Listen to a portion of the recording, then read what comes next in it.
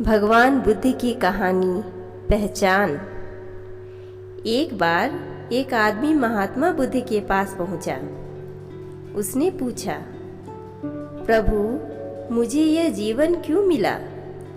इतनी बड़ी दुनिया में मेरी क्या कीमत है? बुद्ध उसकी बात सुनकर मुस्कुराए और उसे एक चमकीला पत्थर देते हुए बोले, जाओ, पहले इस पत्थर का मूल्य पता करके आओ, पर ध्यान रहे इसे बेचना नहीं, सिर्फ मूल्य पता करना है। वह आदमी उस पत्थर को लेकर एक आम वाले के पास पहुंचा और उसे पत्थर दिखाते हुए बोला, इसकी कीमत क्या होगी? आम वाला पत्थर की चमक देखकर समझ गया कि अवश्य ही यह कोई कीमती पत्थर है, लेकिन वह बनावटी आवाज में बोला, देखने में तो कुछ खास नहीं लगता, पर मैं इसके बदले 10 आम दे सकता हूँ। वह आदमी आगे बढ़ गया। सामने एक सब्जी वाला था। उसने उससे पत्थर का दाम पूछा।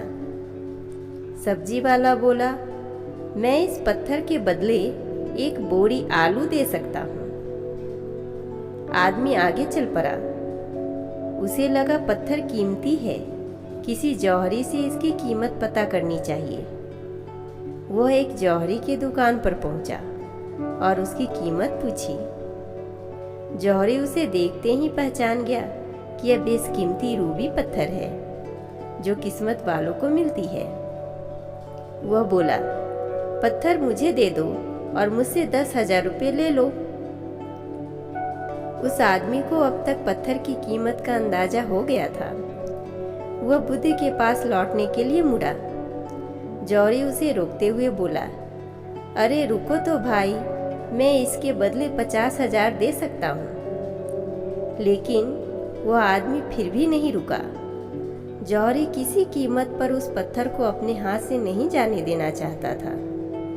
वह उछलकर उसके आगे आ गया और हाथ जोड़कर बोला, तुम यह पत्थर मुझे दे दो, मैं 1 लाख रुपए देने को तैयार हूँ। वह आदमी जौहरी से पीछा छुड़ाकर जाने लगा। जौहरी ने पीछे से आवाज लगाई, ये बेशकीमती पत्थर है, अनमोल है, तुम जितने पैसे कहोगे मैं दे दूंगा।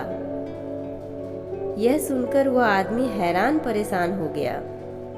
वह सीधा बुद्ध के पास पहुंचा और उन्हें पत्थर वापस करते हुए सारी बात कह सुनाई। बुद्ध मुस्कुराकर बोले, आम वाले ने इसकी कीमत 10 आम लगाई, आलू वाले ने 1 बोरी आलू और जौहरी ने बताया कि अनमोल है। इस पत्थर के गुण जिसने जितने समझे उसने उसकी उतनी कीमत लगाई। ऐसे ही यह जीवन है। हर आदमी एक हीरे के समान है। दुनिया उसे जितना पहचान पाती है उसे उतनी महत्व देती है।